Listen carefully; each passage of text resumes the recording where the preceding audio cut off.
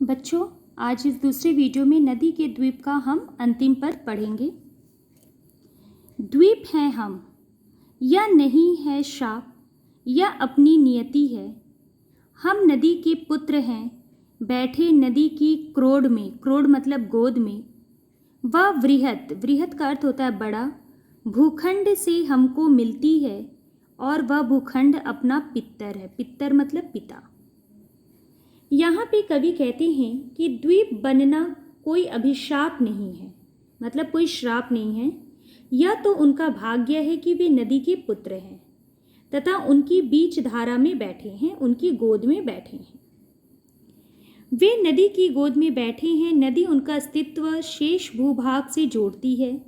इस विशाल भूभाग से ही उनका जन्म हुआ है। यह भूभाग ही उनके पिता के समान है। कहने का तात्पर्य है कि व्यक्ति को समाज ने ही मानवीय गुणों को दिया है। समाज ही उसके व्यक्तित्व का निर्माण करता है। समाज के बीच में ही मनुष्य रहता है, इसलिए समाज ही उसका निर्माता है। तो बच्चों, इस तीनों पदों को मैं फिर से एक बार कह देना चाहती हूँ। पहले पद में कवि कहते हैं कि नदी ही द्वीप का निर्माण करती है, वही द्वीप को आकार में ढालती है। द्वीप नहीं चाहता कि नदी उसकी उपेक्षा करके आगे बढ़ जाए।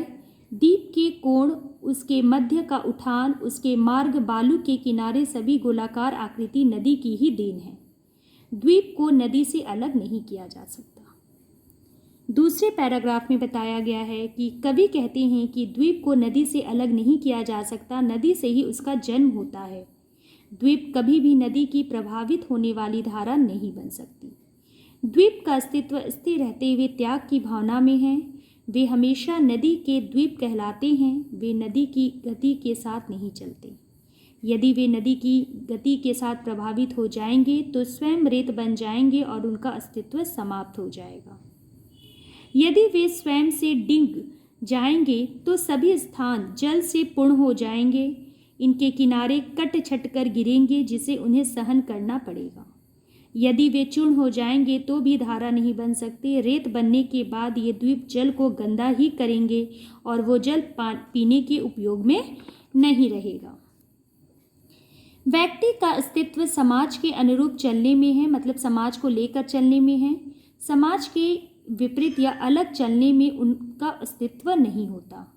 समाज के हित में कार्य करने से व्यक्ति के व्यक्तित्व का विकास होगा। व्यक्ति अपनी विकृतियों को समाज में मिश्रित न होने दे, तभी समाज का परिवेश दूषित नहीं होगा। अंतिम पद में कवि कहते हैं कि द्वीप बनना कोई अभिशाप या श्राप नहीं है, यह तो उनका भाग्य है कि वे नदी के पुत्र हैं तथा उनके बीच धारा उनकी गोद में बैठे हैं। वे नदी की गोद में बैठे हैं। नदी उनका अस्तित्व शेष भूभाग से जोड़ती है। इस विशाल भूभाग से ही उनका जन्म हुआ है। यह भूभाग ही उनके पिता के समान है। कहने का तात्पर्य है कि व्यक्ति को समाज ने ही मानवीय गुणों को दिया है। समाज ही उसके व्यक्तित्व का निर्माण करता है। समाज के बीच में ही मनुष्य रहता है, इसलिए समाज ही उसका निर्माता है। तो बच्चों, यहाँ पे मैंने नदी के द्वीप आपको पढ़ा दिए हैं। अगली वीडियो में हम प्रश्न उत्तर पे चर्चा करेंगे। धन्यवाद।